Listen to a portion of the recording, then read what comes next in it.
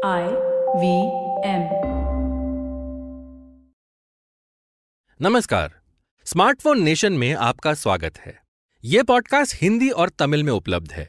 इस हिंदी संस्करण में डिक्सन बनेंगे उत्सव की आवाज और रिद्धि बनेंगी निवेदिता की आवाज। कहते हैं पैसा ही सब कुछ नहीं, खुशी सब कुछ है। पर ये बात आप इतने आत्मविश्वास से तब कह सकते हैं जब आप बहुत खुश हो। इंसान आदिकाल से ही व्यापार करता आ रहा है, पर चिकित्सा में प्रगति और वैश्वीकरण की बदौलत स्थिर आय में होने वाली वृद्धि के कारण इंसान लंबे समय तक जीवित रहता है। और हमने भविष्य के लिए बचत करना शुरू करके अपनी सुरक्षितता सुनिश्चित कर ली है। बचत और निवेश करना महत्वपूर्ण है। ये हमें स्कूलों में सिखाया जाना चाहिए, क्योंकि आज वयस्क लोग पैसे का प्रबंधन करने के लिए संघर्ष कर रहे हैं। शुक्र है इंटरनेट यहाँ भी हमारे बचाव में हाजिर है। फिंगर टिप्स पर सारी जानकारी और सहायता के लिए उपलब्ध विभिन्न ऐप्स के साथ अपने फाइनेंस को नेविगेट करना सीखना अब आसान हो गया है। पर हमें ये सुनिश्चित करना होगा कि ये सेवाएं सिर्फ अमीरों के लिए ही नहीं, बल्कि नेक्स्ट हाफ बिलियन के लिए भी उपलब्ध हो। द नेक्स्ट हाफ बिलियन और द NHB इस पॉडकास्ट का मूल है। वे भारत में इंटरनेट उपयोगकर्ताओं की दूसरी बड़ी लहर का प्रतिनिधित्व करते हैं, इसलिए उन्हें नेक्स्ट कहते हैं। हम उन्हें पहली बार इंटरनेट का उपयोग करने वाले 500 मिलियन लोगों के ऐसे समूह के रूप में परिभाषित करते हैं जो 2018 से 2022 तक 5 वर्षों में अपने मोबाइल फोन के माध्यम से ऑनलाइन आए हैं। जनसांख्यिकी दृष्टिकोण से वे मुख्य रूप से भारत के आय वितरण के निचले 60% से हैं। वे ब्यूटी सैलून और किराना दुकानों जैसे छोटे व्यवसायों के मालिक हैं और ब्लू कॉलर श्रमिक, घरेलू कामगार, सुरक्षा गार्ड आदि भी हैं। वे टेक्नोलॉजी के साथ ज्यादा आराम का निर्माण कर रहे हैं और एक महत्वाकांक्षी भारत की हलचल और महत्वाकांक्षा का प्रतिनिधित्व करते हैं। मैं हूं उत्सव और मैं एक x engineer turn market researcher, traveller और पॉडकास्टर हूं। और मैं हूँ निवेदिता। मैं भी एक एक्स इंजीनियर टर्न कॉमेडियन और राइटर हूँ। आप सुन रहे हैं स्मार्टफोन नेशन, कैसे नेक्स्ट हाफ बिलियन ऑनलाइन अपने भविष्य को आकार दे रहे हैं। आज के एपिसोड में हम आपको बताएंगे कि कैसे स्मार्टफोन ने औपचारिक बचत और वेल्थ क्रिएशन प्रोडक्ट्स तक की पहुंच को आसान बनाया है। तुमने पैसे बचाने का सबसे अनोखा तरीका कौन सा सुना है? तुम्हें पता है ना, लोग चावल और दाल के डिब्बों में पैसे रखते हैं ताकि कोई इसे चुरा ना ले। तुमने कौन सा तरीका सुना है? काश मुझे तुम्हें इतना डार्क एग्जाम्पल ना देना पड़ता, पर बता ही देता हूँ। ये कहानी तब की है जब मेरी माँ देहरादून में बड़ी हो रही थी। मेरे नाना के एक पारिवारिक मित्र थे जो 1947 में विभाजन के बाद पाकिस्तान से खाली हाथ भारत आए थे। उन्होंने एक घर में आश्रय लिया जो एक ऐसे परिवार का घर था जो पाकिस्तान में बस गया था। कई साल बाद उन्होंने घर की मरम्मत करवाने का फैसला किया और मरम्मत के दौरान जब एक दीवार को गिराया तब उसमें से सोने से बनी एक ईंट निकली। जाहिर है जो परिवार पाकिस्तान में बस गया था उसने अपनी बचत के पैसों से सोना खरीदकर उसकी ईंट बनाकर दीवार में छिपा दिया। उन्हें उम्मीद थी कि जब सब कुछ ठीक हो जाएगा तो वे वापस आकर उसे ले जाएंगे। अफसोस ऐसा कभी नहीं हुआ और सब मेरे नाना के दोस्त को ईंटों वाले बाबा जी या man with the golden bricks के नाम से जानने लगे। वाह, ये तो मैंने कभी सपने में भी नहीं सोचा था। ये जितना फैसिनेटिंग है उतना ही ट्रेजिक भी है। वो तो है, और ये कहानी किसी भी तरह अनोखी नहीं है। बंटवारे के वक्त ऐसी कई घटनाएं सामने आई हैं। हालांकि तब से हम इकोनॉमिक लिबरलाइजेशन से गुजरे हैं और एक ओपन मार्केट इकोनॉमी में बदल गए हैं। हमारी प्रति व्यक्ति आय बढ़ी है। भारत का बचत दर दुनिया में सबसे ज्यादा में से एक है। 2021 में घरेलू बचत दर 29.3% था, जो वैश्विक औसत 26.9% से ज्यादा था। पर क्या इसका ज्यादातर हिस्सा सोने और रियल एस्टेट में नहीं है? खासकर रियल एस्टेट, क्योंकि इसे थोड़े समय में लिक्विडेट करना मुश्किल है। RBI के अनुसार 77% भारतीय परिवार अपनी संपत्ति को रियल एस्टेट में निवेश करते हैं। दरअसल ये एक ऐसी आदत है जो पीढ़ियों से चली आ रही है। हमारे माता पिता की पीढ़ी 60 और 70 के दशक में बड़ी हुई, जब उनके पास पैसे बचाने के सीमित साधन थे और आर्थिक गतिशीलता मुश्किल थी। पैसे खर्च करने के रास्ते भी कम थे, इसलिए रियल एस्टेट में निवेश करना शायद ठीक था। पर हमारे लिए ये बात लागू नहीं होती। मैं तुमसे सहमत हूँ, बल्कि मैं तो कहती हूँ कि शायद हमारे पास बहुत सारे विकल्प मौजूद है। पुरानी फिक्स्ड डिपॉजिट्स और राष्ट्रीय बचत प्रमाण पत्रों से लेकर अब हमारे पास RBI gold bond, index fund और ब्लॉक पर नवीनतम क्रिप्टो करेंसी भी है। दरअसल व्यवहार विज्ञान में इसे चॉइस पैराडॉक्स के नाम से जाना जाता है। ऐसी स्थिति जिसमें विकल्पों की प्रचुरता होती है, वो हमें बेहतर विकल्प चुनने में मदद करने के बजाय हमें ऐसी स्थिति में डाल देती है जहां विकल्प चुनना हमारे लिए बहुत कठिन हो जाता है।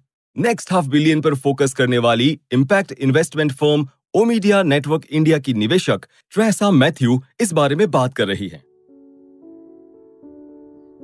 व्यवसाय का स्वाभाविक इंसेंटिव बाजार के शीर्ष स्तर की सेवा करना है और स्क्रिप्ट बॉक्स ने आम निवेशक के लिए किफायती दीर्घकालिक बचत उत्पादों को सुलभ बनाने का ये बहुत अलग दृष्टिकोण अपनाया। एआई पर आधारित टेक्नोलॉजी के माध्यम से फैसलों की जटिलता कम हो जाती है। मुझे लगता है कि डिसीजन फटीग वित्तीय स्वास्थ्य के सामने बड़ी चुनौतियों में से एक है। मेरा मतलब है, ग्राहकों को सैकड़ों म्यूचुअल फंड, हजारों सूचीबद्ध शेयरों वगैरह में से चुनना बहुत मुश्किल लगता है और स्क्रिप्ट बॉक्स ने निवेश प्रक्रिया की जटिलता को कम करने के लिए टेक्नोलॉजी बेस्ड अप्रोच अपनाया है, जिससे उनके विश्वास में सुधार हुआ है और फिर से आम निवेशक को नियमित बचत की निवेश की आदत डालना। शायद इसीलिए ज्यादातर लोग निवेश के नए रूपों से कतराते हैं, यहाँ तक कि उनसे भी जिन्हें सेबी और आरबीआई भारी रूप से विनियमित करते हैं। वैसे मेरे मन में भी इस बात को लेकर उलझन है कि मैं अपने पैसों के साथ क्या करूं। ओह, वैसे तुम अकेली नहीं हो। इसमें तुम्हारे और अन्य लाखों भारतीयों के साथ मैं भी शामिल हूँ। हम में से ज्यादातर लोगों के पास विवेकपूर्ण वित्तीय निर्णय लेने के लिए समझ और रास्ते की कमी है, पर अब हालात बदल रहे हैं। प्रौद्योगिकी निवेश में विशेषज्ञता और पारदर्शिता दोनों तक पहुंचना आसान बना रही है। वास्तव में ऐसी ही एक चीज ने अतुल सिंघल को स्क्रिप्ट बॉक्स शुरू करने के लिए प्रेरित किया। ये एक डिजिटल धन प्रबंधन कंपनी है जिसका उद्देश्य बड़े पैमाने पर बाजार के उपभोक्ताओं को किफायती लॉन्ग टर्म वित्तीय बचत उत्पादों तक पहुंच प्रदान करना है, जिन्हें धन प्रबंधन फर्मों और वितरकों द्वारा संबोधित नहीं किया जाता है। अतुल अपने माता पिता के साथ 1 लाख की राशि निवेश करने के बारे में बातचीत कर रहे थे और वो दोनों अलग अलग लोगों को प्रबंधन के लिए पैसा सौंपना चाहते थे। अतुल फाइनेंशियल एसेट मैनेजमेंट के बैकग्राउंड से है, इसलिए उन्होंने इसकी जड़ तक जाने का फैसला किया। उन्होंने अनुमान लगाया कि उनके माता पिता जिन लोगों को पैसा देना चाहते थे, उनमें से कम एक व्यक्ति ऐसा होगा जो जहां उसे सबसे ज्यादा कमीशन मिलेगा, उसके आधार पर निवेश उत्पादों की सिफारिश करेगा। शायद इसीलिए कहते हैं कि आपको सिर्फ फी बेस्ड फाइनेंशियल प्लानर से वित्तीय सलाह लेनी चाहिए, ताकि वे आपके जीवन के लक्ष्यों के आधार पर निवेश उत्पादों की सिफारिश करें, न कि उनकी जिनमें उन्हें सबसे ज्यादा पैसा मिलता है। सही कहा, पर तुम्हें पता भी है कि देश में सेबी रजिस्टर्ड निवेश सलाहकार कितने हैं? शायद कुछ लाख नहीं, बस लगभग 1300। भारत में प्रति 76,510 निवेशकों पर सिर्फ एक निवेश सलाहकार उपलब्ध है। और ये तो सिर्फ वर्तमान निवेशकों की बात हुई। उन लोगों का क्या जो अपनी निवेश यात्रा अब शुरू करने जा रहे हैं? उनकी संख्या तो लाखों में होगी। वैसे एक व्यक्ति के लिए 76,000 लोगों को संभालना पहले से ही बहुत मुश्किल है। स्पष्ट रूप से पर्याप्त निवेश सलाहकार नहीं है और इन निवेशकों के लिए 76,000 तो छोड़िए, 1,000 लोगों पर भी ध्यान देना मानवीय रूप से नामुमकिन है। और जब भारतीयों की बचत और निवेश की बात आती है तो ये अपने आप में ही बहुत ज्यादा सूक्ष्म है। स्क्रिप्ट बॉक्स से अतुल हमें इस बारे में बताएंगे। मुझे लगता है कि चारों ओर एक और बुनियादी सवाल है। आपने कहा कि भारतीय अच्छी तरह बचत करते हैं या बचत भारतीयों की संस्कृति रही है, पर बचत हमेशा संकट के समय के लिए की जाती है, ज्यादा पैसे कमाने या बेहतर जीवन जीने के लिए नहीं। तो लोगों ने बचत ऐसी की जैसे हमने अपने माता पिता के बारे में बात की। उन्होंने हमेशा संकट के समय काम आए इसलिए बचत की। तो चाहे वो पैसे गद्दे के नीचे रखें या फिक्स डिपॉजिट में, सुरक्षा हमेशा बुनियादी थी। और इसीलिए एलआईसी या जीवन बीमा निगम इतना बड़ा धन प्रबंधक, परिसंपत्ति प्रबंधक है, क्योंकि लोगों को ये सुरक्षित लगता था। मुझे लगता है कि ये फंडामेंटली त्रुटिपूर्ण था, क्योंकि लोग बेहतर जीवन जीने के लिए या बेहतर परिणाम के लिए बचत नहीं कर रहे। मैं इस बात से सहमत हूं कि जेन जी निश्चित रूप से हम मिलेनियल्स की तुलना में ज्यादा सावधान हैं। पर एक समस्या है, ट्रेडिंग, अल्पकालिक रिटर्न, सर्वोत्तम प्रदर्शन करने वाले स्टॉक आदि पर बहुत ज्यादा ध्यान दिया जाता है। और फिन्फ्लुएंसर्स को हम कैसे भूल सकते हैं, जो इतने लोकप्रिय हो गए हैं कि लोग उनकी सलाह को अंतिम सत्य मान लेते हैं। बैंकरों और प्रबंधन सलाहकारों की सलाह लेना तो भूल जाइए।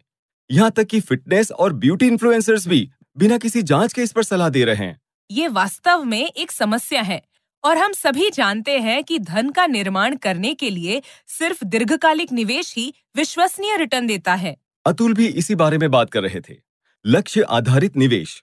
और ये भारत में कैसे काम करता है, सुनते हैं अतुल से। हम स्पष्ट रूप से देख सकते हैं कि एक निश्चित स्तर पर पैसा फंजिबल है। हम अलग अलग लक्ष्यों के लिए जैम जार पसंद करते हैं और देखते हैं कि लोग लक्ष्यों के आसपास योजना बनाते हैं। आमतौर पर लोग निवेश करते हैं तो इसका मतलब ये है कि मैं सोचता हूँ मुझे अपने बच्चों की शिक्षा के लिए 2 करोड़ रुपए चाहिए या 50 लाख रुपए चाहिए। मुझे अपने घर के लिए लगभग 3 करोड़ या 2.5 करोड़ रुपए चाहिए और 2-3 करोड़ रिटायरमेंट के लिए चाहिए वगैरह वगैरह। पर सब मिलाकर मुझे 5 करोड़ रुपए की आवश्यकता है तो मैं 50,000 रुपए से शुरू करूंगा। इसका मतलब है कि जाहिर तौर पर इंसान का दिमाग बहुत अलग तरीके से काम करता है। इसलिए हम लोगों को एक ही स्थान तक पहुंचने के लिए कई रास्ते दिखाते हैं। जैसे ईश्वर तक पहुंचने के लिए कई रास्ते हैं, वैसे ही हम लोगों को कई रास्ते दिखाते हैं। कुछ लोग सीधे और संकीर्ण रास्ते पसंद करते हैं और जैम जार को बहुत अलग रखते हैं। पर आपको रिटायरमेंट के लिए कितने पैसों की जरूरत है, इस सवाल का जवाब भी उतना ही महत्वपूर्ण है। साथ ही डर को भी दूर करना है ना? अगर मैं आज आपसे कहूं कि जब आप आज से 20 साल बाद रिटायर होंगे तो आपको 10 करोड़ रुपए की जरूरत होगी और हम लोगों से कहते रहते हैं कि मैं 40 की उम्र में रिटायर हो जाऊंगा, ये मिथ हमें बहुत जल्दी ही तोड़ देनी चाहिए।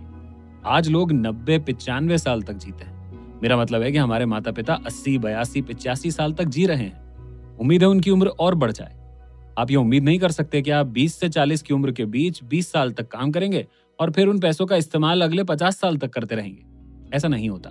आपको अभी से बेहतर प्लान बनाना पड़ेगा।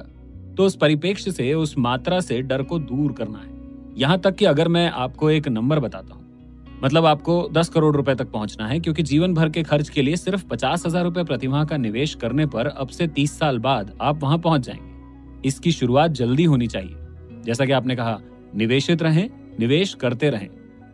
स्क्रिप्ट बॉक्स इस समस्या को 2 प्रमुख तरीकों से हल करता है। वे निवेश को कुछ सरल हिस्सों में बांटता है, जैसे शॉर्ट टर्म लक्ष्य और लॉन्ग टर्म लक्ष्य।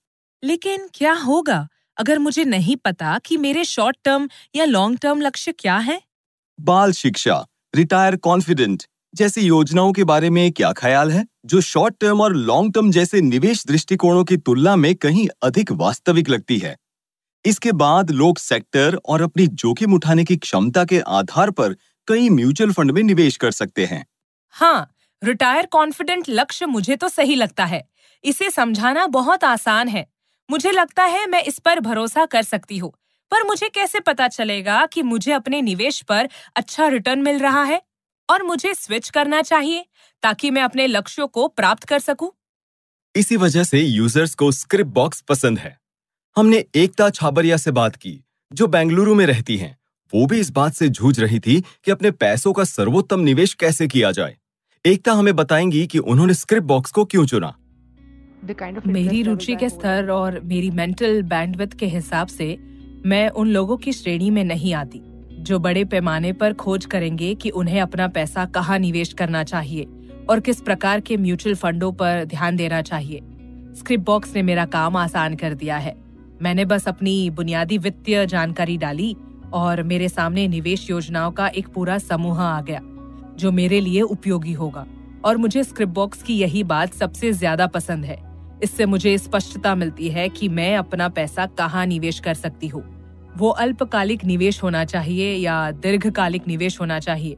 उनके पास इमरजेंसी फंड नाम की चीज भी है जो बहुत उपयोगी है, जिसमें मैं निवेश कर सकती हूँ और फिर जब भी जरूरत हो सिर्फ एक क्लिक से पैसे निकाल सकती हूँ। उनके पास टैक्स सेविंग इन्वेस्टमेंट प्लान भी है, जहाँ वे खुद सुझाव देते हैं कि किस प्रकार के निवेश से मुझे अपने वेतन पर कर बचाने में मदद मिलेगी। इस तरह की योजनाओं से मेरे लिए ये समझना बहुत आसान हो जाता है कि मैं अपना पैसा कैसे बढ़ा सकती हूँ। इतना ही नहीं, यहाँ तक कि जब मैं short term, long term investments, emergency funds के लिए प्लान्स चुन रही हूँ, तो मुझे खोज करने की जरूरत नहीं कि मुझे किस में निवेश करना चाहिए, क्योंकि उनके पास एक विकल्प है जिसे वो रिकमेंडेशंस दिखाते हैं, जिसमें मैं उस निवेश पर कितने संभावित रिटर्न की उम्मीद कर सकती हूँ ये भी शामिल है। इसलिए पैसा निवेश करने की पूरी प्रक्रिया मेरे जैसे एमेच्योर के लिए भी बहुत आसान हो गई है, जिनके पास निवेश के सही विकल्प चुनने के लिए पर्याप्त ज्ञान नहीं है। मैं उनसे सहमत हूँ। जब तक आप वास्तव में वित्तीय बाजारों को नहीं समझते, सही जगहों पर निवेश करना सबसे कठिन कामों में से एक है। हाँ, मैं पुष्टि कर सकती हूँ कि मैं कभी भी निश्चित नहीं थी कि मुझे अपने पैसे कैसे निवेश करने हैं। और जब आप पहली बार कमाना शुरू करते हैं तो ये डरावना होता है, क्योंकि आप हमेशा सोचते हैं कि आप गलत विकल्प चुनेंगे। स्क्रिप बॉक्स इसे समझता है और स्वचालित पोर्टफोलियो समीक्षा करता है और फंड जोड़ने या हटाने का सुझाव देता है। आप निवेश सलाह से सहमत हो सकते हैं या उसे ना मानकर अपने मन की भी कर सकते हैं, जिससे विकल्प सीधे आपके हाथों में आ जाता है। तो ये सिर्फ खरीदने और बेचने का मंच नहीं है, बल्कि एक डिजिटल धन प्रबंधक है। मुझे एक डिजिटल धन प्रबंधक की आवश्यकता है। हाँ, यही इसका सही वर्णन है। पर ये सब उन लोगों के लिए अच्छा है जिनके पास स्थिर नौकरियां है, जो शहरों में रहते हैं और कॉर्पोरेट में काम करते हैं। मेरा मतलब है कि तुम और मैं रिटायर कॉन्फिडेंट के बारे में सोच सकते हैं, पर भारत के अनौपचारिक क्षेत्र में काम करने वाले लोगों की बड़ी तादाद के लक्ष्य, जरूरतें और चाहत बहुत अलग है। स्मार्टफोन उनकी कैसे मदद कर रहा है? इस बारे में हम एक छोटे से ब्रेक के बाद बात करेंगे।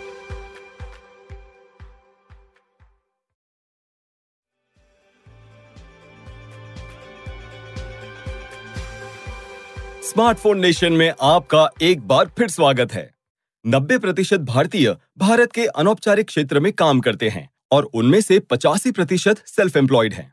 तो हम यहाँ उन 800 मिलियन लोगों के बारे में बात कर रहे हैं जिनका भारत की जीडीपी में योगदान 50% से ज्यादा है। भारत के नेक्स्ट हाफ बिलियन का विशाल पैमाना उनके लिए बचत और वेल्थ सॉल्यूशंस पर विचार करना महत्वपूर्ण बनाता है। हमने इस दिशा में पहला कदम उठा लिया है। अगस्त 2022 तक लगभग 46 करोड़ जन धन खाते खोले जा चुके हैं, जिनमें 56% खाता धारक महिलाएं हैं और 67% खाते ग्रामीण और अर्ध शहरी क्षेत्रों में हैं। हालांकि एक खाता होने से बचत करने में मदद मिलती है, पर इसमें 2 महत्वपूर्ण सेवाएं शामिल नहीं हैं: बचाए गए पैसे को बढ़ाना और क्रेडिट तक पहुंच। इसी समस्या ने चीफ टेक्नोलॉजी ऑफिसर नताशा जेठानंदानी के साथ साथ कलाइडोफिन के संस्थापकों सुचरिता मुखर्जी और पुनीत गुप्ता को भी परेशान कर दिया। नताशा दुनिया की कुछ सबसे बड़ी तकनीकी कंपनियों में सॉफ्टवेयर और डेटा को समझने के बैकग्राउंड से हैं, और जब वो भारत लौटी तो उन्होंने पहली बार मोबाइल इंटरनेट की परिवर्तनकारी शक्ति को देखा। तो अब तुम्हारे लिए क्विज टाइम निवेदिता। 2022 तक शहरी भारत में लगभग 360 मिलियन इंटरनेट उपयोगकर्ता हैं। तुम्हें क्या लगता है, ग्रामीण भारत में कितने इंटरनेट उपयोगकर्ता होंगे? लगभग 200 मिलियन के आसपास। लगभग 400 मिलियन। क्या ग्रामीण भारत में शहर के मुकाबले ज्यादा इंटरनेट उपयोग करता है? हाँ, ये एक साइलेंट रिवॉल्यूशन है जो हम में से ज्यादातर शहरी निवासियों ने नजरअंदाज कर दिया है। पर मुझे लगता है कि नताशा से ये नजरअंदाज नहीं हुआ होगा। उन्होंने सीटीओ के तौर पर कलाइडोफिन ज्वाइन किया। कलाइडोफिन एक वेल्थ टेक प्लेटफॉर्म है जो एनएचबी कंज्यूमर्स को उनके लक्ष्यों के अनुसार सही वित्तीय उत्पाद की सलाह देता है। ये तो सुनने में किसी भी फिनटेक जैसा ही लगता है। उन्हें अलग क्या बनाता है? उनका कस्टमर बेस। उनमें से ज्यादातर औपचारिक वित्तीय प्रणाली का हिस्सा नहीं है और उनमें से ज्यादातर किसी की क्रेडिट हिस्ट्रीज भी नहीं है। शायद उनके पास नियमित साप्ताहिक या मासिक आय भी ना हो। पर इतना ही नहीं, मैं नताशा से कहूंगी हमें इसकी बारीकियां बताए। जरूर। मुझे लगता है कि फिलहाल किसी भी तरह की बचत समाधान का एक्सेस मौजूद नहीं है। इस डेमोग्राफिक के पास बचत के बहुत ही कम विकल्प है। हमने महसूस किया है कि अक्सर हम जिन ग्राहकों के साथ काम कर रहे हैं उनमें से कई ग्राहक उन्हीं सेविंग्स प्रोडक्ट को पसंद करते हैं जिन तक उनकी वास्तव में पहुंच होती है। उनके पास बैंक खातों की एक्सेस है जो उन्होंने ही खोले हैं और उस फ्रंट पर बड़ी संख्या में लोग मौजूद हैं। पर अगर आप देखें तो इन बैंक खातों का उपयोग बहुत कम होता है और इसकी वजह अक्सर बैंक से घर की दूरी होती है। उदाहरण के लिए, लोगों को निकटतम बैंक शाखा या निकटतम एटीएम तक जाना पड़ता है, जो कभी-कभी काफी मुश्किल हो जाता है। और इसमें बहुत सारी अनिर्दिष्ट फीस भी सामने आती है। ऐसे चार्जेस लगाए जाते हैं जो लोगों को खातों या फिक्स्ड डिपॉजिट्स, रिकरिंग डिपॉजिट्स जैसे अन्य उत्पादों का आराम से उपयोग करने से रोकते हैं। इसीलिए लोग इन्हें ज्यादा पसंद नहीं करते, और क्योंकि उनकी बचत करने की क्षमता अपेक्षाकृत कम होती है, इसीलिए वे लोग जो रकम रिकरिंग फैशन में बचा सकते हैं वो बहुत कम है, और इसीलिए ज्यादातर फाइनेंशियल प्रोवाइडर्स इन ग्राहकों के साथ काम नहीं करते हैं क्योंकि मार्जिन बहुत कम है। इसीलिए मुझे लगता है कि ये एक वास्तविक संयोजन है ग्राहक की ओर से पहुंच की कमी का और फाइनेंशियल प्रोवाइडर्स की कमी का भी, जो इस सेगमेंट तक पहुंचना चाहते हैं। और मैं कहती हूँ, अगर आप दूसरी तरफ से देखें, यानी कि क्रेडिट की एक्सेस, तो ये भी उतनी ही प्रॉब्लमेटिक है। विश्व बैंक की नवीनतम वैश्विक फिन इंडेक्स रिपोर्ट में भी दिखाया है कि फाइनेंशियल रेसिलियंस वास्तव में कितना प्रभावित हुआ है। लगभग 70% भारतीयों ने उस सर्वेक्षण में प्रतिक्रिया दी कि उन्हें इमरजेंसी फंड्स तक पहुंचने में बहुत मुश्किल होती है। नताशा सही कह रही है। देश में सारे मेडिकल एक्सपेंडिचर का लगभग 63% जेब से खर्च किया जाता है, जो दुनिया में सबसे ज्यादा है। जिसका मतलब ये है कि कई लोगों को हेल्थ इमरजेंसी में इमरजेंसी फंड्स तक एक्सेस की जरूरत पड़ती है, या हो सकता है कि उनके पास ऐसे फंड्स का कोई एक्सेस ना हो। और बात सिर्फ इमरजेंसीज की नहीं है। उनमें से कई ऐसे लोग हैं जिन्हें हम नैनो एंटरप्रेन्योर्स कहते हैं। ऐसे लोग जिन्हें माइक्रो लोन्स की जरूरत होती है, कभी कभी तो सिर्फ कुछ हजार रुपए, पर उस तक पहुंचना आसान नहीं है। नताशा फिर से हमें समझाएंगी ऐसा क्यों? अभी क्रेडिट की मांग बड़े पैमाने पर पूरी नहीं हो रही है। इसकी वजह अक्सर ये होती है कि बड़े बैंकिंग प्रोवाइडर्स क्रेडिट स्कोर पर भरोसा करते हैं और इस ग्राहक का क्रेडिट स्कोर स्वाभाविक रूप से कम है। यहाँ तक कि अगर क्रेडिट स्कोर है भी, तब भी वे हमेशा लोअर रेंज में ही होते हैं, क्योंकि ये नॉन सैलरीड लोग हैं। वे सेल्फ एम्प्लॉयड हैं।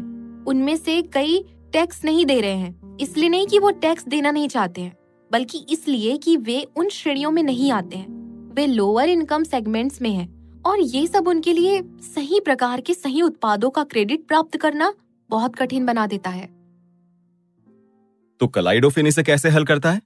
मुझे लगता है कि वो भी क्रेडिट स्कोर के बिना तो पैसे उधार नहीं देना चाहेंगे। साथ ही एनएचबी की कई जरूरतें तत्काल होंगी और उनके पास औपचारिक चैनलों से गुजरने का वक्त नहीं होगा।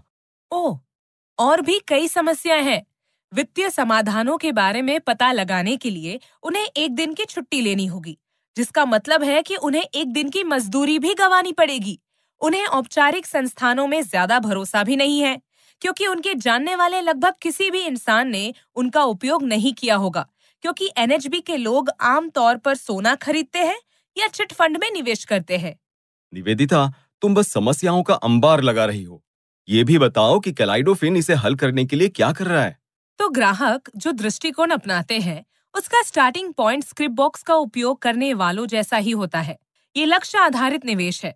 बस एनएचबी के लक्ष्य काफी भिन्न दिखाई दे सकते हैं। वे छोटे लक्ष्यों का कॉम्बिनेशन हो सकते हैं, जैसे बच्चे को प्राइवेट स्कूल में भेजना या बेटी की शादी जैसे बड़े लक्ष्य। और इन लक्ष्यों के लिए आवश्यक साख निर्धारित करने के लिए क्लाइडोफिन ने एक अनूठा दृष्टिकोण अपनाया है। फिर से सुनते हैं नताशा को। हमने बैक एंड में बहुत सारी तकनीक बनाई है जो हमें किसी भी ग्राहक को सही समाधान का सुझाव देने में मदद करती है, और हमने उन तकनीकों में काफी निवेश किया है। ग्राहक के व्यक्तित्व को समझना, समाधान के तौर पर उनके लिए क्या सही है, ये अनुमान लगाना, चाहे वो बचत पक्ष पर हो या सही क्रेडिट उत्पाद। की स्कोर हमारा एक और बड़ा निवेश है, जिससे हमें एक बहुत मजबूत कृत्रिम बुद्धिमत्ता, मशीन लर्निंग आधारित ऑटोमेटेड प्रेडिक्टिव मॉडल दे सकते हैं।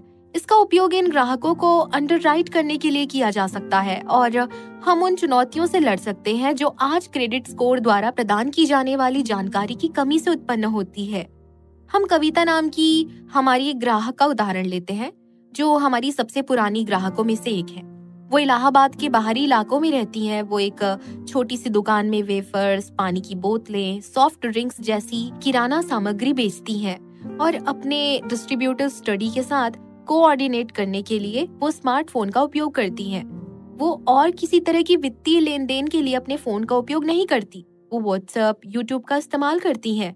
उसने अपने क्षेत्र के माइक्रो फाइनेंस संस्थानों से कई लोन्स लिए हैं और कविता को कैलिडोफिन के बारे में पहली बार उस माइक्रो फाइनेंस संस्थान के माध्यम से पता चला, जिसके साथ वो पहले से ही काम करती है और जिससे उसने लोन लिया है, और हमने भी यही अपनाया है ना? हमने जिसे अडॉप्ट किया है उसे टेक और टच मॉडल कहते हैं। हम माइक्रो फाइनेंस संस्थानों, छोटे बैंकों, सहकारी बैंकों के साथ गठजोड़ करते हैं जिनका हमारे लक्षित ग्राहकों के साथ पहले से ही रिश्ता है। इससे विश्वास की समस्या निश्चित रूप से हल हो जाती है, क्योंकि एक ग्राहक उस संस्थान पर भरोसा करेगा जहां से उसने पहले लोन लिया है या जिस बैंक में उसका खाता है। पर फिर उसमें आर्टिफिशियल इंटेलिजेंस और मशीन लर्निंग कहां आती है? सारा काम तो वित्तीय संस्थान और उनके एजेंटों द्वारा किया जाता है ना? पर यही बात टेक एंड टच मॉडल को अद्वितीय बनाती है। एजेंट ग्राहक को अपने साथ जोड़ने के लिए कलाइडोफिन की तकनीक का उपयोग करता है। ये ज्यादा महत्वपूर्ण इसलिए है कि कलाइडोफिन के 97% ग्राहक महिलाएं हैं जो डिजिटल विभाजन से प्रभावित है। इनमें से काफी कम महिलाएं स्मार्टफोन का उपयोग करती है और कई महिलाओं को बैंक खाता संचालित करने के लिए परिवार के किसी सदस्य या एजेंट की सहायता की जरूरत पड़ती है। अब हम सुनेंगे कलाई सेल्वी कृष्णमूर्ति को, जो तमिलनाडु के धर्मपुरी की रहने वाली एक टेलर है। उनके पति एक दिहाड़ी मजदूर है और उनकी 3 बेटियां स्कूल में पढ़ती है। वो एक एजेंट की मदद से अपना व्यवसाय शुरू कर पाई। सर ने कहा कि अगर तुम हर महीना 500 रुपए अलग रखकर उसकी बचत करो तो वो पैसे अपने बेटी की शिक्षा और अपने लिए इस्तेमाल कर सकती हो। हमें उनकी बात पसंद आई, इसलिए हमने एक खाता खोला। बचत का उपयोग करके मैं एक छोटी ट्यूशन शुरू करने का सोच रही हूँ। पर आप सोच रहे होंगे कि कलाइडोफिन ने कैसे तय किया कि उसे लोन दिया जा सकता है? मैं नताशा से कहूँगा हमें ये समझाए।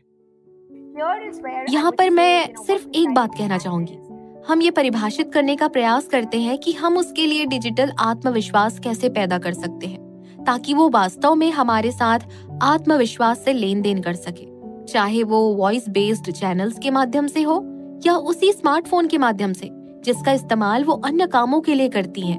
पर हम उसे अपनी वित्तीय जरूरतों के लिए भी इसका उपयोग करना कैसे सिखा सकते हैं?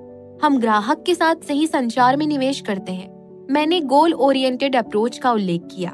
हम उत्पादों के बारे में ग्राहक से बातचीत करने के दौरान भी विचारों की उस श्रृंखला को जारी रखते हैं।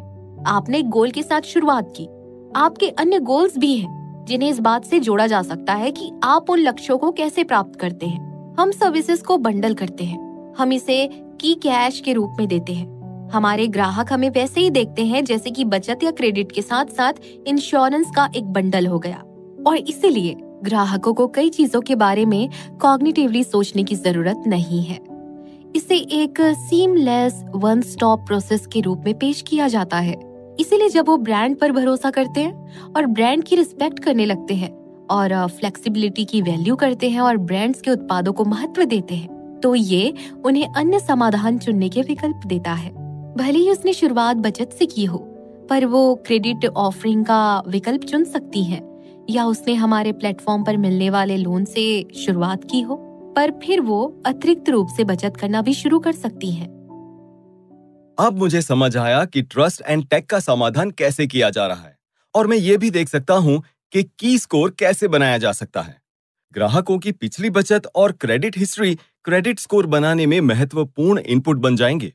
इससे आय में मौसमी बदलाव और इकोनॉमिक शॉक्स भी सामने आएंगे, जिससे traditional providers line of credit उपलब्ध कराने से थक जाएंगे।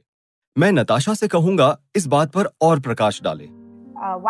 भले इन ग्राहकों का क्रेडिट स्कोर बहुत अच्छा नहीं है, पर उनकी क्रेडिट ब्यूरो हिस्ट्री में पिछले लोन्स के बारे में ढेर सारी जानकारी उपलब्ध है, खासकर अगर उन्हें माइक्रो फाइनेंस संस्थानों के माध्यम से लिया है। कुछ ऐसे ही संस्थान हैं जो इस ग्राहक वर्ग के लिए क्रेडिट का एक्सेस देते हैं, इसीलिए ग्राहक इसे ग्रुप लोन के तौर पर एक्सेस कर सकता है। हो सकता है कि उसके पास ऐसा कोई क्रेडिट स्कोर ना हो जो उसे किसी अन्य बैंक लोन का एक्सेस दे, जो उसके पास आज भी नहीं है, पर वो ग्रुप लोन और वो जानकारी वक्त के चलते इतिहास बनाती है और उसका परफॉर्मेंस उन लोन्स के साथ उसका व्यवहार बहुत सारी जानकारी जोड़ता है, और इसीलिए हम बेसिक्स पर वापस चले गए हैं। हमने वास्तव में उस प्रकार के डेटा सोर्सेस पर गौर किया है जो हमें उसके पिछले क्रेडिट बिहेवियर के साथ साथ अन्य पिछले बिहेवियरल इंफॉर्मेशन की विजिबिलिटी प्रदान करते हैं जहां भी हमारी पहुंच हो। लोन एप्लीकेशन की जानकारी, जनसांख्यिकी जानकारी बहुत सारे दिलचस्प इंडिकेटर्स दे सकती है और अन्य कई दिलचस्प इंडिकेटर्स भी हैं। उसका टेलीकॉम यूजर्स अन्य प्रकार के अल्टरनेट डेटा सोर्सेज भी काफी वैल्यू ऐड करते हैं। मैं कहूंगी कि ये एक मिक्स है और हमारे पास अभी 25 मिलियन से ज्यादा ग्राहकों के डेटा का एक्सेस है और हमने जो मॉडल्स बनाए हैं वो काफी वैल्यू ऐड करने वाले और डेटा की बहुत बड़ी मात्रा है। हम अन्य बारीकियों को भी तराशते हैं। किसी पर्टिकुलर एरिया में एवरेज डिस्पोजेबल इनकम क्या है, वहाँ ऐसे कौन से पर्यावरणीय जोखिम या प्राकृतिक आपदाएं हैं जिनसे कुछ ग्राहक प्रभावित हो सकते हैं।